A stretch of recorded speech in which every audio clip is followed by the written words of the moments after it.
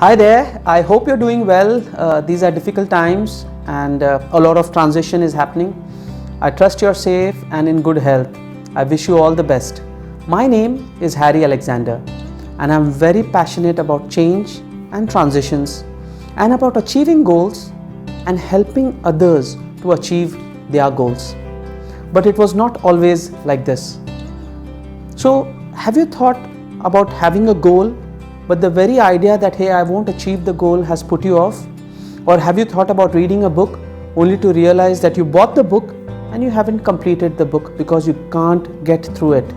Or have you set a goal and you are not able to follow it up consistently? Well, you are not alone on this journey. I have struggled with this for a long time in my life. How did I overcome this? Let me begin with a story. When I started school till grade 4, till around grade 4, I had three things. I was outstanding, not outstanding as in a really great performer, but outstanding, out of the class. And I was roll number 1. Alexander was, hey, roll number 1, Harry Alexander. And when the ranks used to be called out after the exams were over, roll number 1 used to be called out first and the rank would be announced. 55 out of 60, 56, 58 sometimes. Somehow I had just got through from my earlier grades till grade 4 and I had now come to grade 5, and grade 5 was supposed to be a very important exam. And in grade 5 something started changing when I came to grade 5. What happened? From the last of the ranks I started being counted in the first 20 ranks. 10, 15, 18. I was amazed. How did this happen? Was it a miracle? No, it wasn't a miracle. Something did happen. So what happened? Let's look at it. When I finished grade 4, my parents gave me two things. One, they said, Harry, this is your ultimatum. If you do not pull up your socks and start improving at what you're doing, we are going to put you in the boarding school. And I had heard horror stories about the boarding school. I didn't want to go there. And the second thing they did was they said, we are going to give you freedom. I said, what kind of freedom? And they said, freedom to study and do the things the way you like it.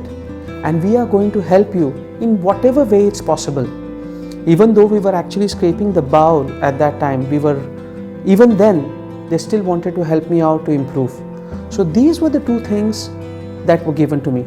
Now, whether the fear worked or the freedom more, I don't know, but things absolutely changed. So, to understand what happened, let us share what was the problem. The problem was I couldn't sit in one place for more than 10 minutes. I sit at a place for 10 minutes and that's it. That was my focus. That was my attention span, so to say. After 10 minutes, I couldn't focus anymore. So I used the freedom that was given to me by my parents and I said, let me focus 10 minutes on the task at hand. Let me do my best and then take a short break. Go play ball, drink some water, come back, and I gave another 10 minutes of my time. And that helped me, and I know how, because I had an aha moment when I listened to a TED talk by Stephen, and he talks about how to achieve your most ambitious goals through small steps, micro goals. And that is what helped me. But in grade 5, I didn't know that I was using this. I have used it successfully since then throughout my life, completing my engineering degree, joining the Indian Navy, writing a book, transition from a project manager in India to across the world, seeing multiple places, entrepreneurship, and I have used this very thing to achieve all my goals. I've also used it to have 1,000+ hours of meditation. I have done my Vipassana 4 times and I have achieved weight loss 13 kilos, all through micro goals, small tiny steps. So how do we begin? How can you do this in your life? So pick up your goals, break them down into tiny steps. I'll share another story. I had a friend of mine from Russia who came and visited me when I was in Kuala Lumpur. And he looked at me. I used to go jogging, running each day, and he used to say, Harry, you know what, even I want to do this. And I used to do it before, but these days I just can't do it. And there was this large overwhelming factor on his head. I can't do it. I said, hey man, let's do one thing. When I go for my job in the morning tomorrow, why don't you just wake up? I'll wake you up. Just wake up, step outside the door, have some fresh air, and then you can come back in and have a lie-in again. And he says, that's easy, I can do it. So we did it for 2 days. The third day, he said, Harry, I want to join you for the walk. I said, are you sure? He says, yeah, maybe I can't walk the whole 5 kilometers that you do, but I can do a kilometer. I said, absolutely fantastic.